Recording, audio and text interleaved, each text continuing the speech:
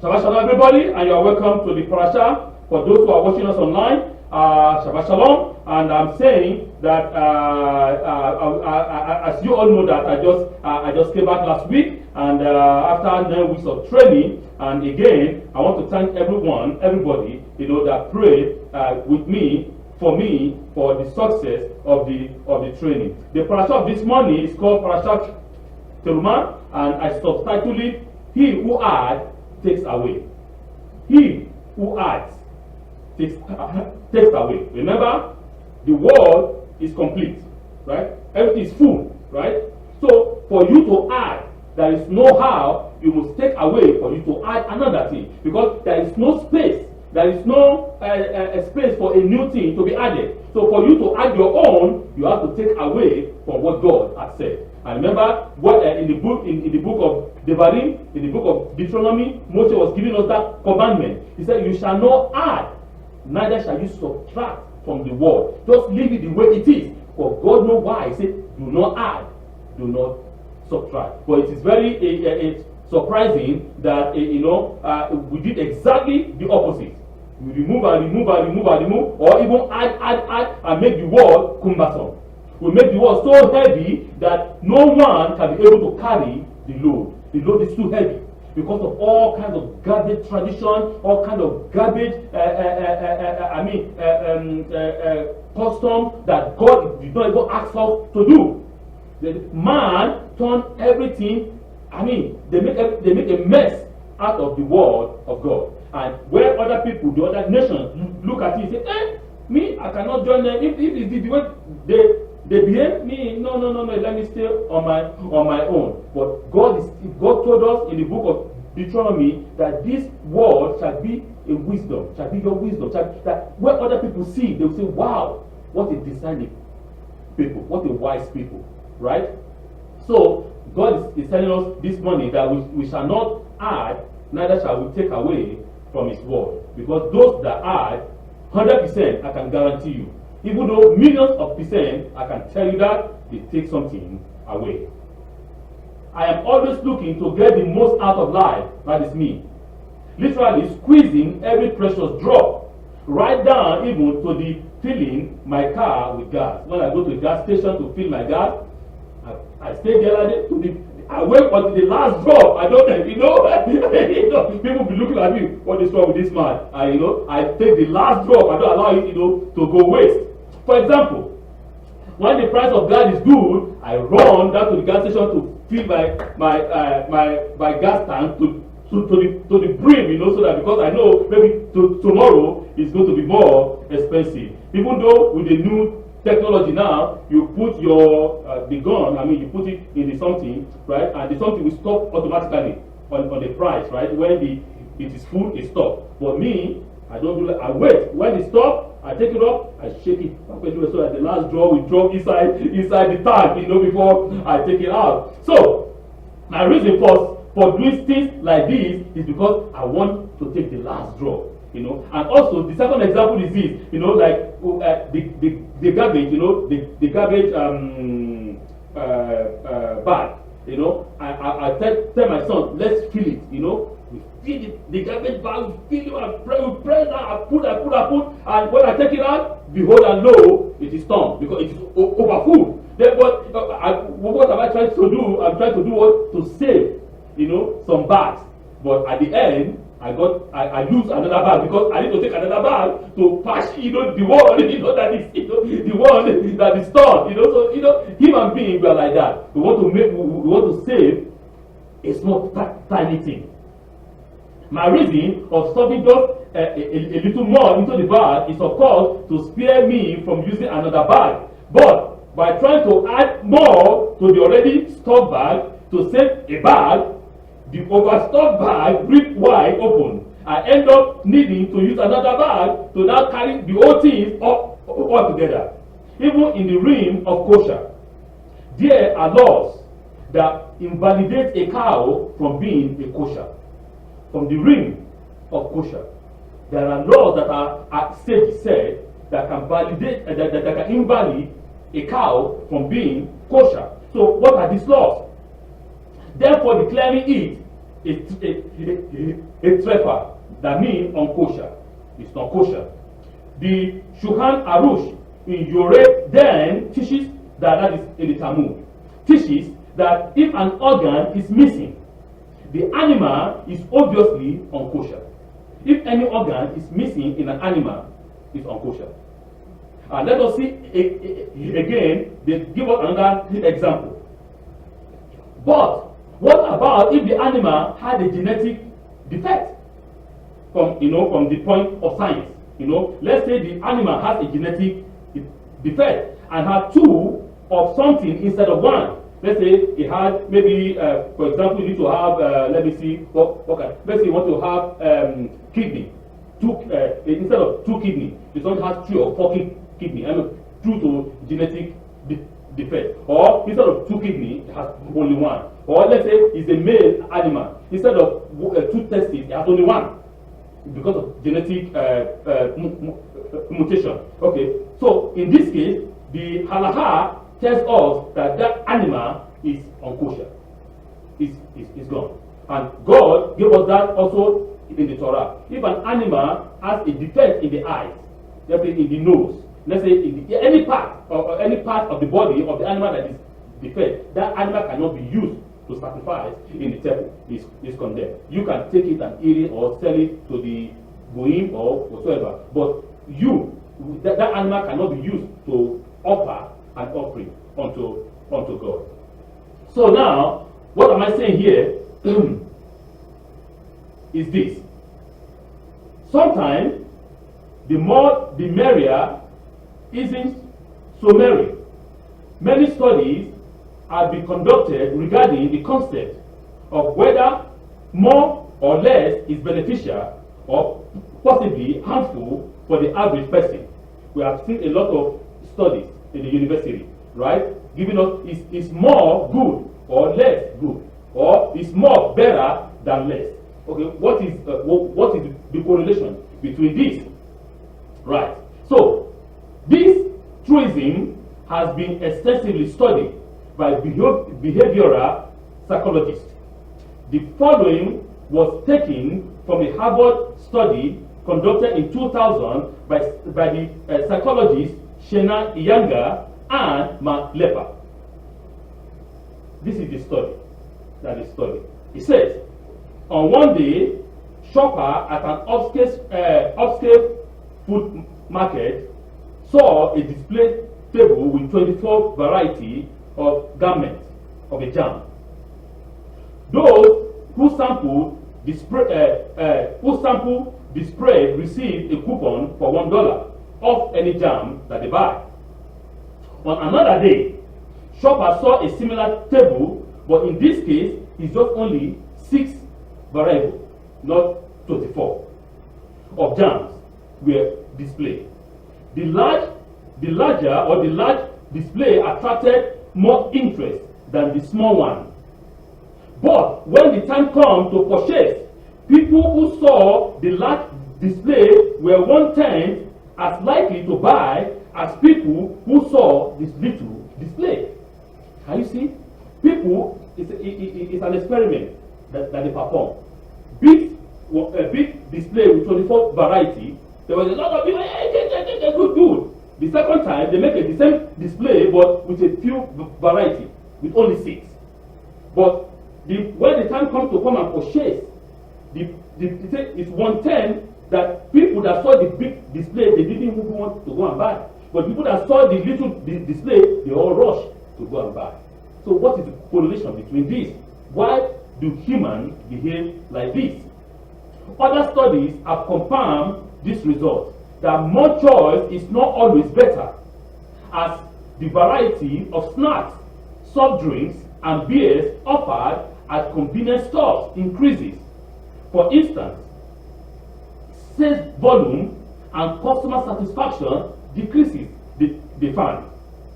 Moreover, as the number of retirement investment options available to employees increases, the chance that they will choose any decreases, because they now confuse you with all kinds of options that your head will blow away, because you don't even know. You go to a convenience store. You don't even, your eyes, everything is down there displayed in your eye. You are confused. You don't know what to buy. But if it's a few options, your eyes direct. Oh, okay, I get it. But human being, that is how we behave. When there's too much option, we get confused. We don't know what to do. Now, to continue. All right. These studies and others have shown not only that excessive choice can produce what is called choice paralysis, but people become paralyzed in their choice. They don't know what to do. The chance that they will choose any decrease because it's just too much, everything is in their eyes. They get confused and they leave the store without buying nothing or buying less. These studies and others have shown not only that excessive choice can produce choice paralysis, but also that it can reduce people's satisfaction with their decision, even if they made good ones, because it is too much. They cannot process those things in their brain at that particular time. Dr. Inyanga and Lepa found that increased choice decreases satisfaction with matter as travail as an ice cream flavor.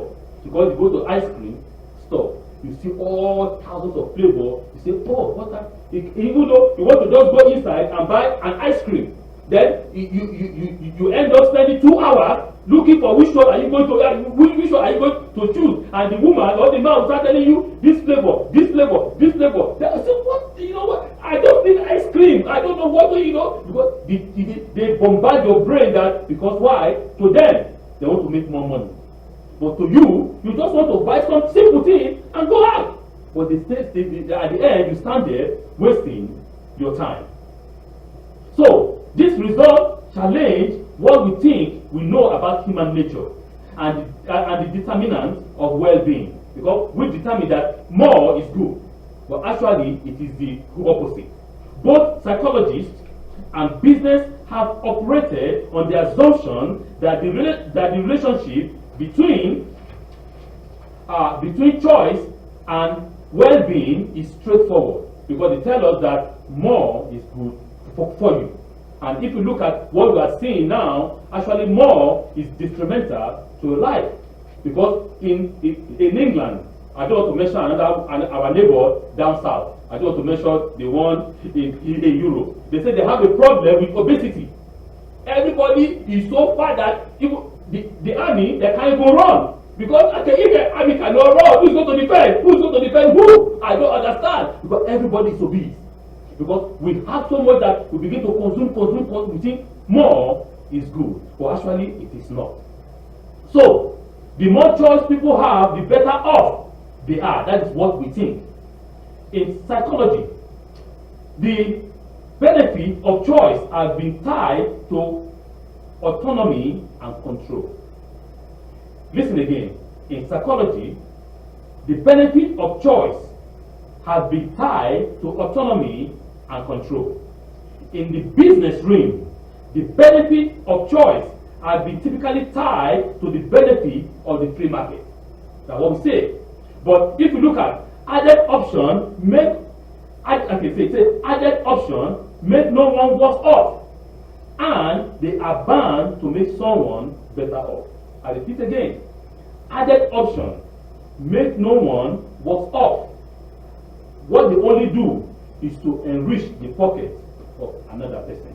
That person that is giving you those options, you are enriching his pocket. It doesn't make you worse off or better off, because you just want to buy ice cream and go out because the sun is too hot, just to calm your system down, to cool it down.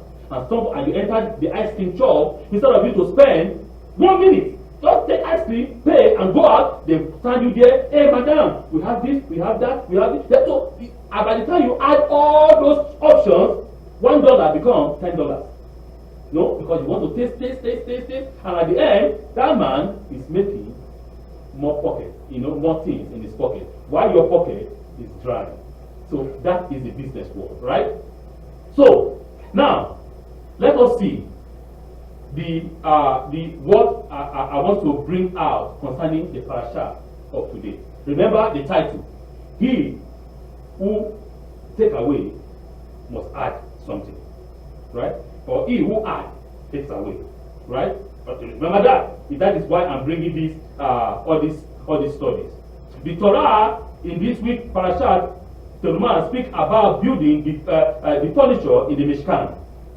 The first item to be built was the Aaron, the Ark of the Covenant. In Shemot, in the Torah, Shemot chapter 25, verse 10, state this: make an ark of acacia wood, 2.5 cubit long, 1.5 cubit wide, and 1.5 cubit is high. The Gemara in the Sanhedrin 29a states, it is from this verse that we learn of the principle that whoever adds takes away. Because if we look at what one of our sages explained, he explained this idea from the letter Vav that was added to the pasuk. When since it says in the verse 2.5 cubit long, it means 2 amot. Amot is a measurement in the Hebrew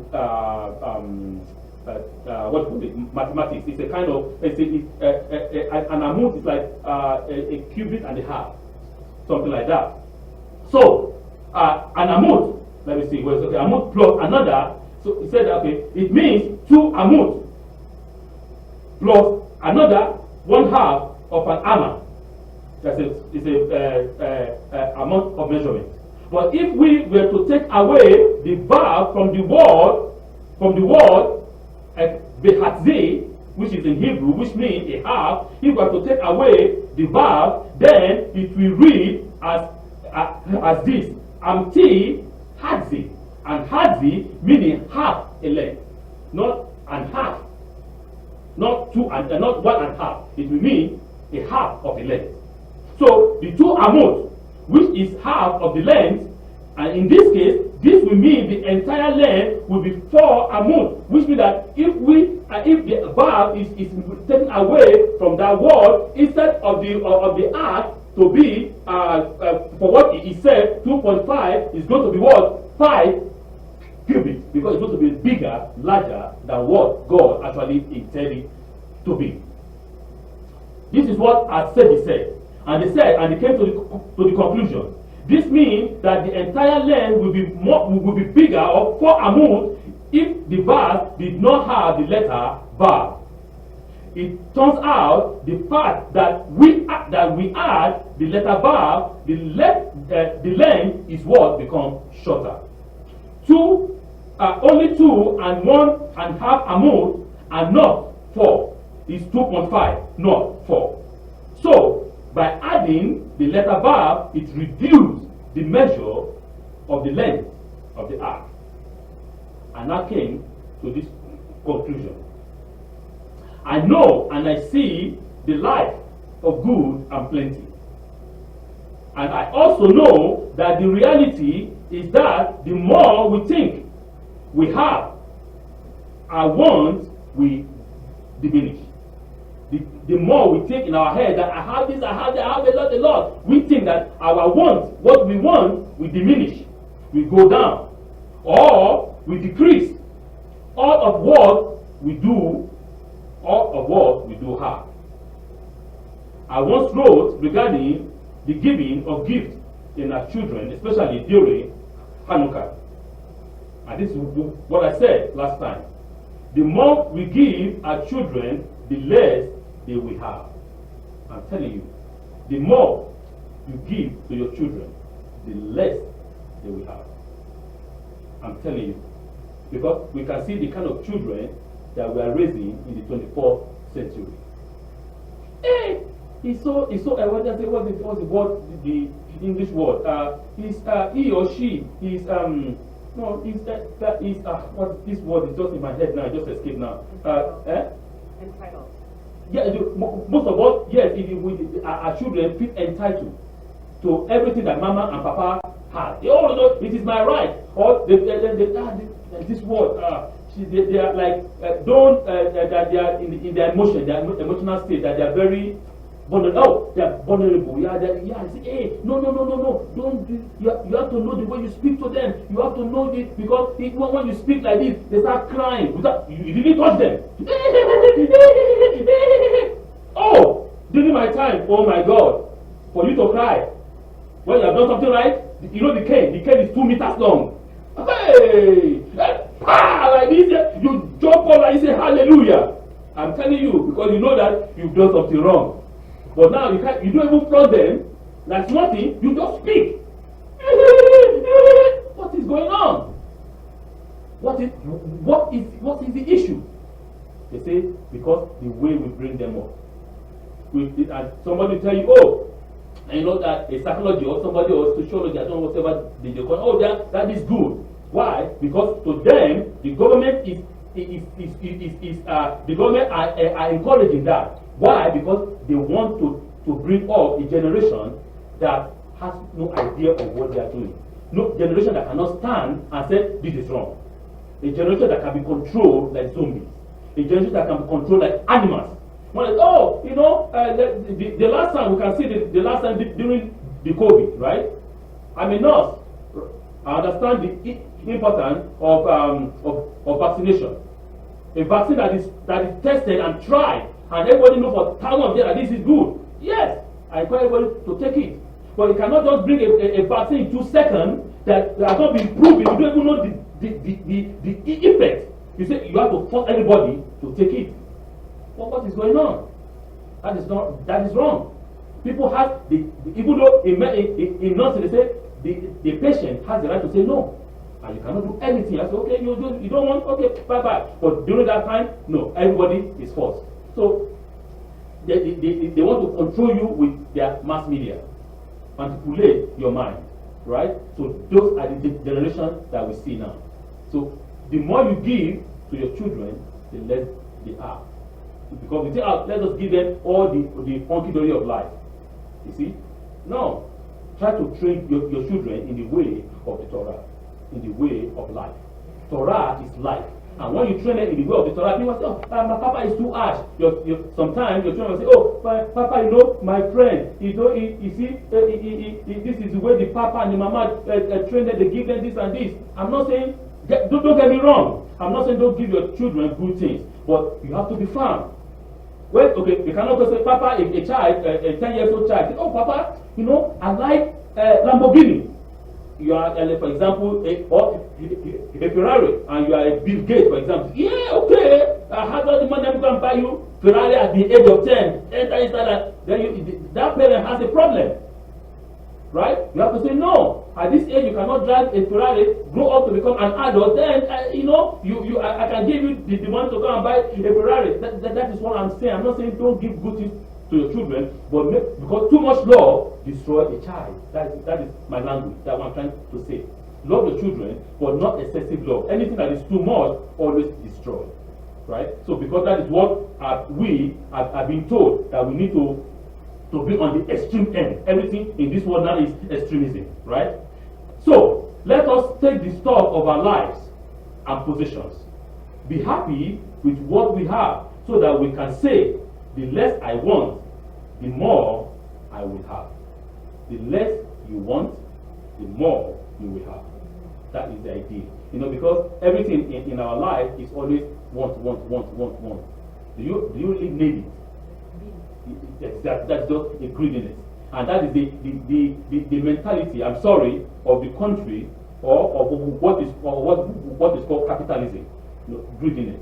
I need to be greedy in a negative way. You know, so please, as I said, he who takes away always had, or he who had will always take away. Parashat, Terumah. Shabbat shalom.